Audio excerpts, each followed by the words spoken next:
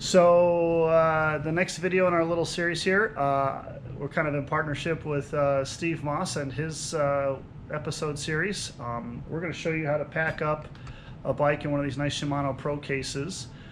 Thank you to Shimano for sponsoring, help sponsoring our trip to Puerto Rico. So we're going to get started.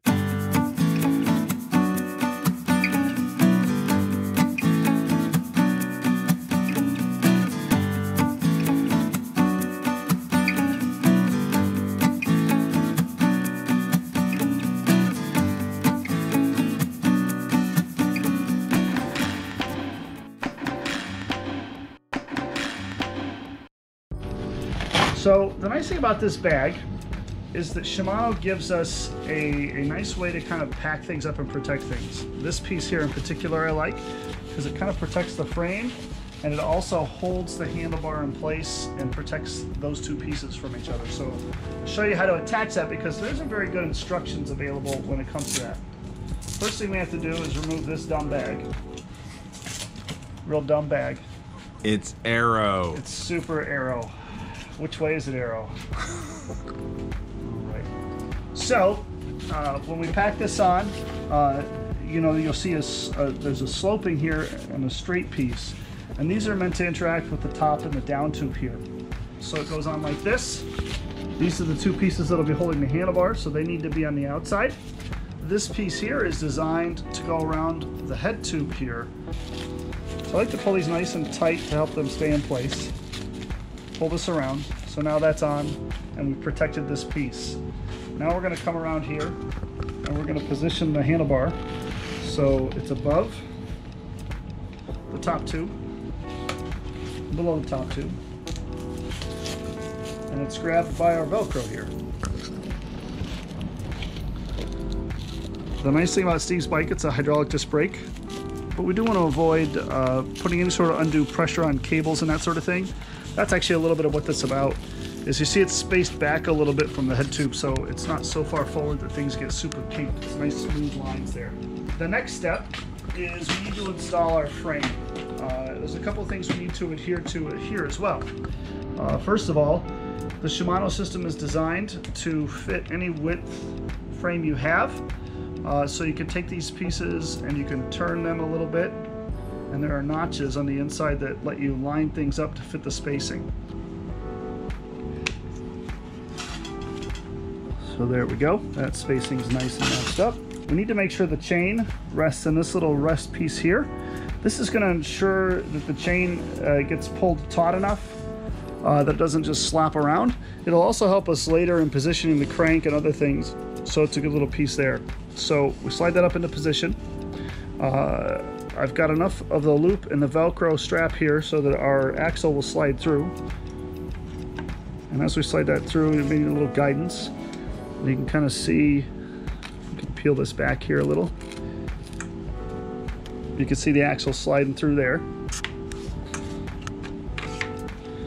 So just get that into position there. And just attach this piece. It doesn't need to be as tight as, say, you're attaching your wheels, but to get a little firmness in there. Make sure that it's compressing against the pieces of plastic enough that it's got good support. This is to protect the frame from being crushed this way, so make sure it's interacting appropriately. Next thing we're going to do is give this a good solid pull.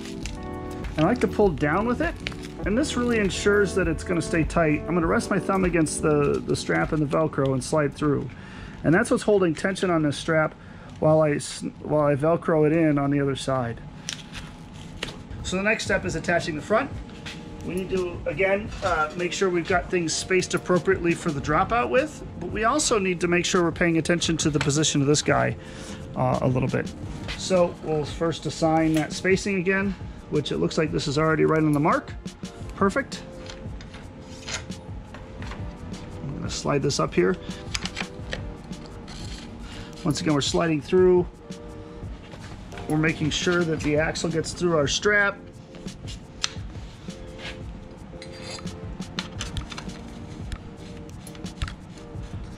Pull that strap nice and tight again.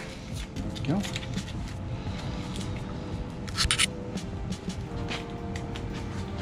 So now we've got the frame attached to the bike. Now we need to make sure, you'll notice here these bars stick out the ends. You need to make sure that sticks out in an even way. This is to keep the ends of the bike from interacting with the end of the bag in any way. So we can be specific and precise if you want to, and measure things. But really, I'm just going to kind of eyeball it here. It just needs to stick out on both ends to protect, well, both ends of the bike. So the handle here in the middle is nice to work with in that regard. It's riveted in place, and it keeps these two in parallel and equidistant. So you see we've got a nice amount of room there. We've got a nice amount of room there for the derailleur. This is an area where you want to be careful. You don't need to over tighten these too much. These are plastic bands, so you don't want to tighten it so much that it snaps the plastic. So again, we're looking for a pretty light torque spec here. If you want to kind of go by a torque spec, I'd probably say between 2 and 3 Newton meters at max. A couple things you should do whenever you're packing your bike up is the very first thing you should do is find some way to mark the seat height. Steve's done this with some tape already. Now Steve's bike has hydraulic disc brakes, so an important thing we need to kind of do here is make sure we have some disc brake shims, which you can see we certainly have here. This is to protect the bike in the instance that somebody would accidentally bump the brake lever. There's only one piece left. In the Shimano case, there are 2 small bags. One is a general accessory bag that has some Velcro on the back you can use to attach lightweight things, or maybe, for instance, a seat post and seat. The other is this piece here, which is actually a chain kind of protector. Sometimes people like to pack a little extra clothes in their bike bag, and that's a problem when you have a bike with a dirty chain and cassette. So that's what we have here. It can be mounted one of 2 ways. You can go around your chain here, and this can go around the back. It doesn't have to be crazy. Has a little piece of Velcro here to wrap around your chain there to make sure it gets around, and a little piece on the underside here. And that kind of keeps the chain fully closed enough to protect most stuff. We might double check things at this point, see if there's anything kind of rubbing in a funny spot, and add some extra foam. Like for instance, we can see here a lever that's going to bounce against the frame a lot. You know, 1 or 2 hits like that isn't hurting anything, but the thousands of times that rubs against there in the airline, when the airline's just doing this the whole way, we're going to have a hole in that frame by the time we get where we're going. So I've got these extra pieces of foam that come with bikes that I box up, that sort of thing. There's 2 spots I kind of see. We saw the one very obvious spot up here. The other one is down here. Just going to slide this foam in here. You can get wild. I love to get wild with my packing foam. Easy now. And run it around, and that'll help hold it in place. The other spot, we're going to kind of add a little extra padding.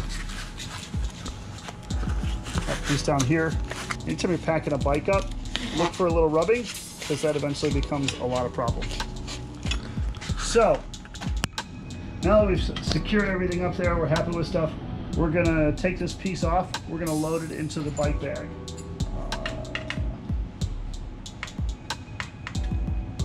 So we need to take that seat post down anyway, so we might as well just slide it out like so.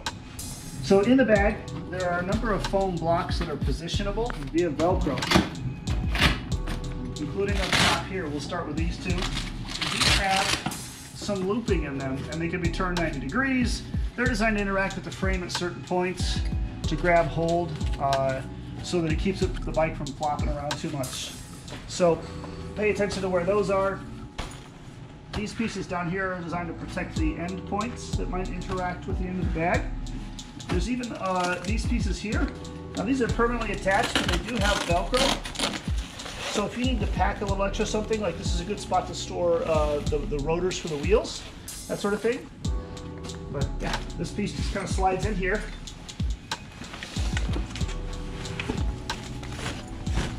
And then we need to lift these looped pieces up and over the bar.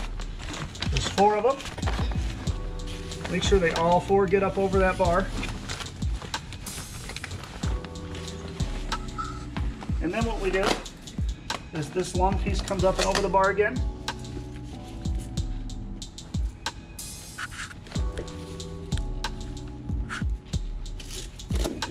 And then pull that nice and taut. This is going to keep this frame from moving, so it's really important that they get nice and tight there.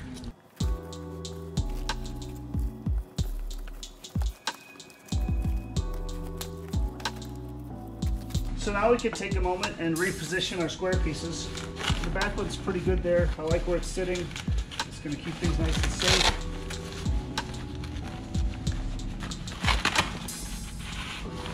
Same thing with the front there. And I'll kind of take the time to position these a little bit ahead of time as well. One of them is thinner than the other. So I like to make sure that piece goes back here because this is the lightest part. So just kind of pay attention to that as well. Then we have our accessory bag here. So there's two things I like about this. One, it can double as a laundry bag when you get to your destination. A lot of times when you have team travel, doing laundry can be difficult because clothes can get mixed up. So you put your clothes inside of a bag like this, you pull it tight, you wash the clothes inside the bag with everybody else's stuff, it gets clean, and it keeps your clothes separate. It can be thrown in the dryer the same way too. So that's kind of a nice feature. Another nice thing about this bag is it has Velcro on the back. That Velcro is designed to interact with pieces inside here, or for instance, here. So we can load our seat post in and try to think of a way, or try to get it to orient so that it stays all the way flat like so if you can. And so that it will lay inside there in a way that isn't going to interact with the frame. You'll want to pack like extra pieces in there. Some people will pack their helmet with this in there. If you're packing your helmet in there, don't put your seat post in there, put it somewhere else. Strap it to the bike securely, something like that. You don't want to have this flopping in and hitting stuff.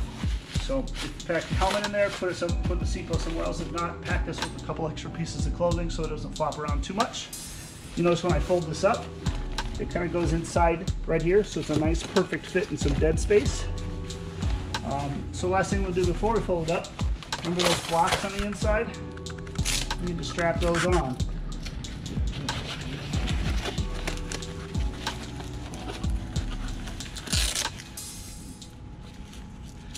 So the nice thing about this bag is it's designed to work with both road bikes and mountain bikes. So there's just lots of great room in there for lots of different ways to pack a bike up. This method's worked pretty good for me, just because it's really given us the right amount of space to secure things and yet not be overly packed and overly heavy.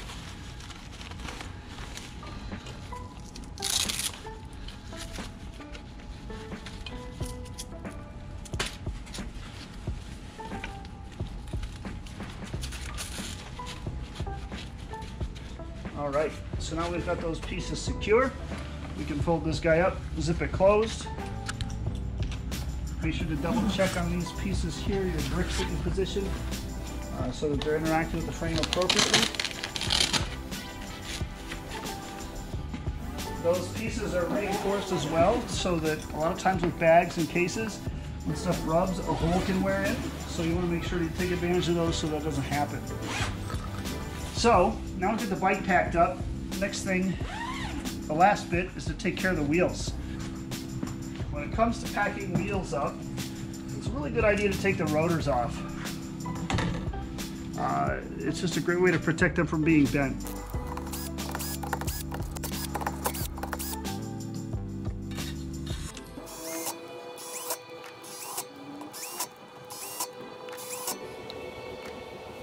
Like I said, I like this little cranny up in the front here. If you're worried about any sort of excessive damage, you can use that net pocket there. That fits nicely, stays in place, floats freely.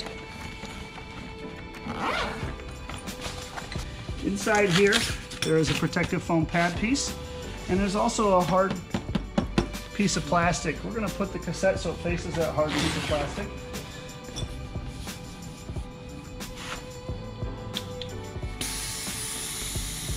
I'm letting just a little bit of air out so that I can make sure it fits in there nicely.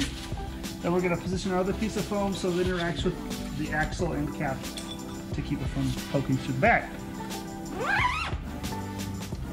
We've got the wheels in. See, it rolls around easily. You've got 3 sets of handles. The last thing that I do whenever I pack a bike up is in the cart slot here. I like to put the person's name. So you can see there we packed up our friend Tom Stewie's bike the same manner. We've got it labeled so it's easy for us to identify it when we go back and we're assembling this at our location. So there it is. Shimano's Pro Mega Case. It's a great soft shell bag. It's really easy to pack up, and I really feel like there's a lot of good security in that bag. It's a great price point compared to a lot of other companies, and I think it'll be a very convenient way to travel.